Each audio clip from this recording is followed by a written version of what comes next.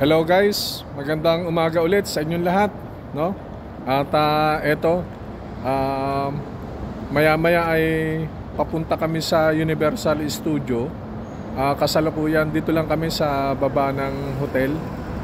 At anyway, guys, Merry Christmas sa inyong lahat dyan. Christmas is a sign of loving and giving. So gusto ko lang i-share sa inyo ang short vlog nito, guys, dahil kahapon kami ay namamasyal. Habang kami namamasyal, may isang pamilya na ito ay Japanese national. Kumbaga siguro may maling ginawa yung anak niya na hindi niya nagustuhan. So bilang isang magulang, no? Bilang isang ina, sinaway niya yung anak niya. Nagsalita siya ng lengguwahe nila. Ang pagkakaintindi ko lang yung salitang dami kore. So sa salitang Tagalog is masama yan, hindi maganda yan. So nag-react yung anak. Sa pag-react ng anak, definitely hindi ko talaga naintindihan yung mga sinasabi niya, pero sa action, guys, nakukuha ko kung ano yung kung ano yung gustong ipahayag ng anak. So napansin ko, yung anak ay lumalaban sa ina. So ibig sabihin niyan, marami na sa ngayon, guys. Hindi lang sa atin, around the world, may mga iilan mga anak na nagiging suwail, no? Suwail sa mga magulang. Kumbaga, ito yung ipinapakita nila na mas angat sila sa kanilang mga magulang. Kaya guys, hindi ko na maatim sa sarili ko, no? Na hindi mag-vlog. Kaya sana guys, kapag napanood nyo itong short vlog na to, ay tumagos sa inyong damdamin. Lagi natin tandaan, ang magulang, iisa lang yan. Bigyan natin sila ng importansya, no? Pagpapahalaga. Kung ano mang nakikita natin na hindi natin nagustuhan, pagbigyan natin sila. Ang magulang ay never kang itakwil. Sila ang iyong sasandigan habang buhay. Ano mang problema sa buhay, guys, sila lang mismo ang susi. Sila lang mismo ang mahingan mo ng tulong at sama ng loob. Sabi nga nila ang anak, kaya niyan tiisin ang magulang. Pero, ang magulang ay hindi kaya tiisin ang anak kailanpaman. Kaya guys, kung mapapansin nyo, marami sa atin na kapag pinagsasabihan ng mga magulang, especially sa mga ina, na pinagsasabihan ng kanilang mga anak, minamasama nila to. Marami silang mga counter response doon na hindi maganda sa pandinig ng isang ina. Akalain nyo kapag kayo ay sinita at magsasabi kayo na ano ba kayo? Puro na lang ganyan, puro na lang ako ang mali. Wala na ba kayong makitang iba? Guys, hindi nyo ba alam, yung salita na yan tumatagos sa damdamin ng inyong mga magulang, especially sa ina. Hindi lang sila nagpapahalata sa inyo, guys. Kapag tumalikod dyan at kapag sila'y nag-iisa, doon pumapatak ang kanilang luha. Yung luha na ibinubuhos nila, na hindi nila ipinapakita sa inyo. Kaya guys, wake up na tayo. Habang nabubuhay pa ang ating mga magulang, mahalin natin sila ng todo-todo. Huwag natin silang mahalin pag may sakit na, kapag nakaratay na. Marami nagsasabing, mahal na mahal ko kayo, lumaban kayo. Ngayon, ang tanong ko guys, yung malalakas ba sila? Gaano nyo sila pinagpapahalagahan? Nagte-text ba kayo sa kanila? Nagchat-chat ba kayo kung nasaan na kayo? Wala. Pero kapag nakaratay na, mahal kita, wag mo kaming iwan, lumabang ka. Wala na guys. Kumbaga sa premyo, second prize na tayo guys. Kaya ngayon, ini-encourage ko kayong lahat, hanggat maaga pa, hanggat nabubuhay pa ang mga magulang natin, guys, mahalin natin ang todo-todo. Doon naman sa mga iba nagkapamilya, may mga iilan, hindi lang lahat, may mga iilan na kapag bumisita ang mga magulang, no, sa tirahan ng kanilang mga anak, na kung saan meron na silang kanya-kanyang bahay, maganda na ang buhay. Pero guys, pag bumisita yung mga magulang, ang laging bungad ng mga anak, dito na naman kayo, mag-grocery na naman kayo rito, ako lang ba ang anak nyo? Guys, mali. Huwag nating igiit ang mali. Yung salitang ganyan, huwag natin ibigay. Hindi nyo ba alam na lahat ng mga sinasabi nyo ay tago sa damdamin ng mga magulang? Meron man kayo o wala, pasalamatan nyo ang pagdalaw o pagpasyal ng mga magulang ninyo sa inyong mga tahanan. Huwag yung masyadong hyper. Parang kala nyo kukunan kayo ng yaman eh. Huwag ganun guys, mali yan. Kaya kinakailangan natin, kahit marami kayong magkakapatid, pumunta man yung magulang ninyo, i-welcome nyo sa bahay. Huwag na huwag kayong magbibigay ng maasim na salita. Pangit yung guys. Ang mga magulang hindi lang nagsasalita yan sa inyo ng mabibigat. Ayaw nila kayong masaktan. Pero kayo guys, no? Yung mga anak, gustong gusto nyo sinasaktan nyo yung anak ninyo, yung magulang ninyo, no?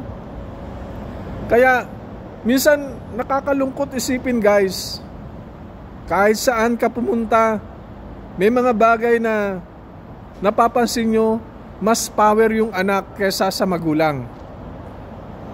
Kaya yung mga magulang very understandable, hindi na lang pinapatulan, ayaw nilang mapaya yung mga anak, ayaw rin nilang makasakit. Pero majority sa mga anak, gustong gusto nilang makasakit. Then after how many days, ma-realize nila na mali yung sinasabi nila, doon sila magsusorry guys. Pero naando na damage na yung tinatawag na damdamin ng ating mga magulang. Kaya lagi lang natin tandaan kung anong sakripisyo ibinigay ng magulang, especially ang mga ina. Kayo ay noon nasa sinapupunan pa, ilan buwan kayong dinala-dala. Nasa loob pa lang nga kayo ng tiyan guys, pinakausap na kayo. May mga ilan nagme-music, may mga ilan na panay ang hima sa kanilang tiyan. Kayo yung guys, hindi pa kayo lumalabas sa mundo, pero ang pagmamahal na andun na kagad. Nang kayo'y niluwal, no? Niluwal kayo ng inyong mga ina. So sa pang-araw-araw, umaga't gabi, napupuyat sila, no? Napupuyat yung mga magulang ninyo, lalo na't kayo ay umiiyak at hindi malaman kung ano yung sakit ninyo. May mga ilan bata o sanggol na umiiyak, hinahanap-hanap kung paano patahanin ang kanilang anak. Nang kayo ay nagsisimula ng maglakad, no? Maglakad. Kita nyo yung mga magulang nyo gumagawa ng paraan. Inaakay kayo, minsan bibili sila ng walker, no? Walker para kayo ay masanay sa paglalakad. So, ganun guys, umuwi yung mga magulang ninyo, galing trabaho, galing saan. Ang iniisip guys, ano kaya ang ipapakain ko sa anak ko? Ano kayang pasalubong ko para sa mahal kong anak? Babaliktarin ko lang guys. Kayo ba ay ginawa ninyo to sa inyong mga magulang? Kayo ay nagtatrabaho. Nag-isip ba kayo na gusto ng mama ko to, gusto ng papa ko to, bibiliin ko to? Wala. Mas binibigyan nyo ng importansya ang mga kaibigan ninyo. Pag may birthday, takbo kayo ron. Pero birthday ng mga magulang ninyo, ni hi ho. Wala. Pero hindi ko naman nilalahat guys ha. Huwag kayong masaktan sa sinasabi ko. So, we need to face the reality. Ayun lang talaga. Kasi gusto kong gisingin ang damdamin ng bawat isa na bigyan ng pahalaga at pansin ang ating mga magulang. Habang nabubuhay pa sila, ipadama natin kung ano yung pagmamahal na meron tayo sa kanila.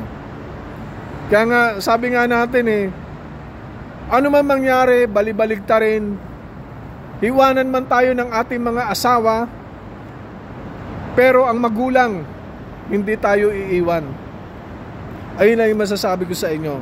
Kaya guys, sana ngayong Christmas, katulad ng binanggit ko kanina, ito ay sign ng loving at saka sharing. No? Ngayon, bakit hindi nyo i-text, i-chat nyo yung mga magulang ninyo? Ma, pa, Merry Christmas. I miss you so much. Yan, simpleng words na yan, tatagos yan sa kanila, sa damdamin nila. Pero ngayon, tatanungin ko kayo, guys, may mga iilan ba nagsabi ng ganyan? Nag-chat na ba kayo? Kung nag-chat man kayo sa mga magulang ninyo, salamat guys, at hindi nyo sila nakakalimutan. Doon sa nakakalimot, ginigising ko isipan ninyo, mag-chat kayo. Simpleng message lang na mapapansin nyo na ikasisiya ng mga magulang ninyo. Hindi ko kayo tinuturuan guys, kasi malalaki naman na tayo.